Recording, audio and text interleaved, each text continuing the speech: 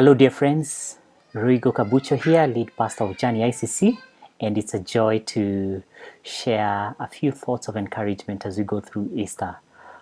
I hope you're having a meaningful Easter under the given circumstances, and I believe Easter is a powerful story that invites us to greater and greater transformation, and my prayer and my hope is that we can take the extra time in our hands to immerse ourselves into the story of Easter and reflectively and prayerfully identify with the journey that Jesus and his disciples walk through over those couple of days, and so so that greater meaning can come, a greater meaning of life, of suffering, of the resurrection can be grounded in us.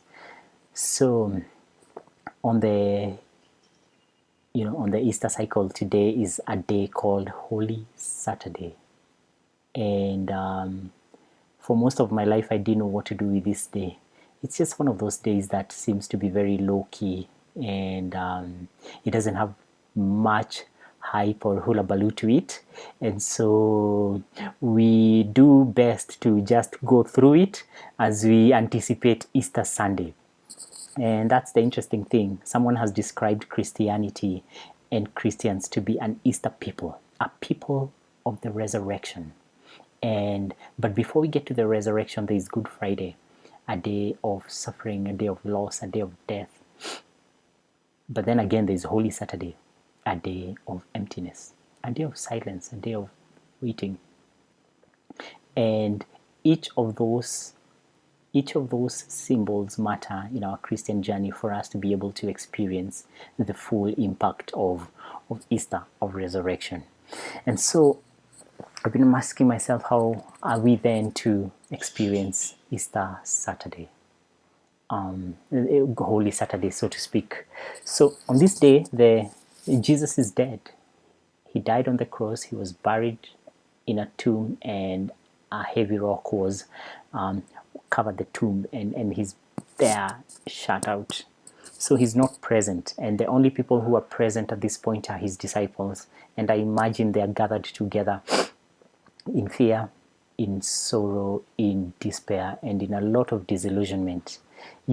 For us, on this side of the story, we know Easter Sunday did happen, but for them, at that moment, they were living it real time. They didn't know what was going to happen next, and at best, it was, they didn't even have the energy to make decisions. They were just processing all that had just happened. They were in between moments. I think Good Friday dealt the blow, and this one Saturday was just a day of really absorbing that blow and processing what, you don't even make meaning to it. You just have all these questions, and you feel like all that you had hoped is lost. So it must have been a very difficult day for the disciples. And as I reflect on it, I begin to see so much similarity of Holy Saturday with what we're going through in this current season of pandemic. We are in a season of waiting. We are in a season of anticipating what might happen. We are hoping that it will end soon and we'll be up and about, moving on with our lives. But before that happens, we are here.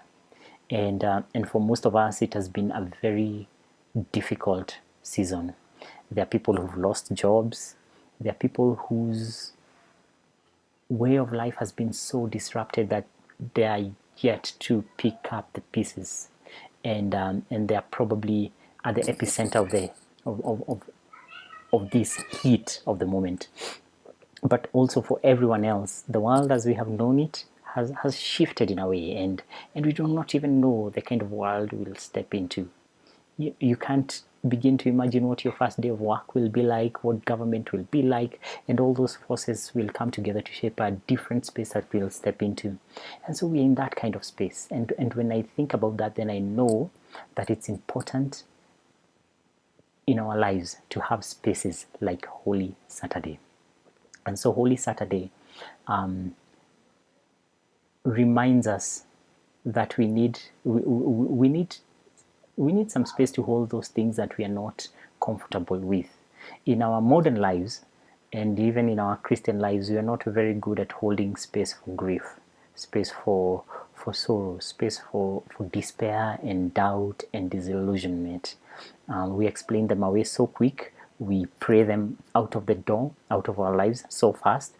But they are integral part of life. They happen, they visit, they check in from time to time, and we need to learn the art of holding them and absorbing them. And even the Bible is very open about that, about suffering, about hope, about despair and disillusionment. It's very present. It's very open about that. I was looking at Psalm 31, and I came across these two verses, verse 9 and 10. And this is what the psalmist writes: "Be gracious to me, O Lord, for I am in distress. My eye wastes away from grief, my soul and my body also. For my life is spent with sorrow, and my years with sighing. My strength fails because of my misery, and my body wastes away." And this is just an example of many psalms and many portions of scriptures that are called scriptures of lament. It's an honoring thing that the Bible includes lament. And lament is simply saying that I am hurting. This moment sucks. It's painful. It's difficult. It's hard. And even as I share this, I am sensing in my heart that, how badly I fare in this, in embracing the pain of the moment. And I am very good at wishing it away, at denying it, at just distracting myself from it. But a day like Holy Saturday once again invites us into a space of waiting, into a space of naming what we feel, because pain demands to be felt, grief demands to be entered into, and loss demands to be named. I have lost so much. And I imagine the disciples were thinking the same way. We have lost so much. What kind of world are we living in? If someone as good as Jesus can have these horrible things happen to him, then what hope do we have? And it helps. It helps in our human journey to say that there are moments of suffering, of pain, of grief, of loss that we do not enjoy, that are hard to face, and just holding them. So today being Holy Saturday, here's the invitation. What if you allow yourself to feel the emptiness, to feel the despair, to feel the fear, the worry, the sorrow, the disillusionment, and resist the temptation to explain it away, and just feel it. And as you go through it, as you face how little you are, how scared you might be, on the other hand, the invitation is to hold the possibility that God is bigger than your biggest fear, than your biggest sorrow, than your biggest despair. And that God is with you in this moment, and God is holding you. And God is not worried that you're afraid, but God is holding you and will see you through this. So that's Holy Saturday. May you take some time, may you look through your life. And it's also the day when Lent comes to an end, and some people have been fasting and have been praying. Perhaps it's a day to begin the work of looking back and asking yourself, what have I been learning? What have I been invited to? What treasures have come my way as I move on? May you, my beloved friends, have a meaningful Holy Saturday. And beyond this just one day, may you learn to carve out Holy Saturday moments in the ordinary, everyday rush of daily lives, where we can pause, especially when something heavy happens to us, to name it and to say that I am going through a difficult moment. Lament out to God. And as you do that, may you know that God is always with you.